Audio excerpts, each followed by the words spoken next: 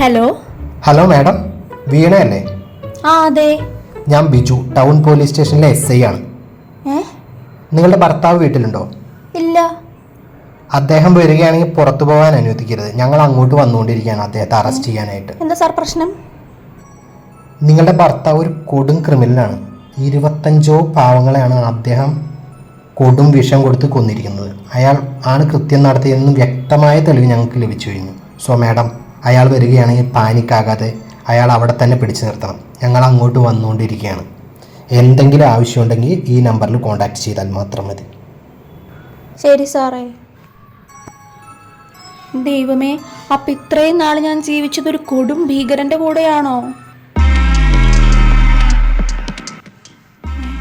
നിങ്ങൾ എവിടെ പോയിട്ട് വരുമോ മനുഷ്യ? സത്യം പറഞ്ഞോ. എന്റെ അടുത്ത് വരരുത്. സത്യം പറ, നിങ്ങൾ എവിടെ പോയിട്ടാ വരുന്നത്?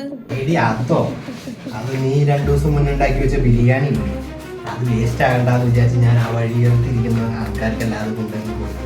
ഒരു 10-25 പേരുണ്ടായിരുന്നു. അവരെന്ത് ആർത്തിയോടെ അതൊക്കെ കഴിച്ചതെന്നറിയോ? എന്തായോ ആവും.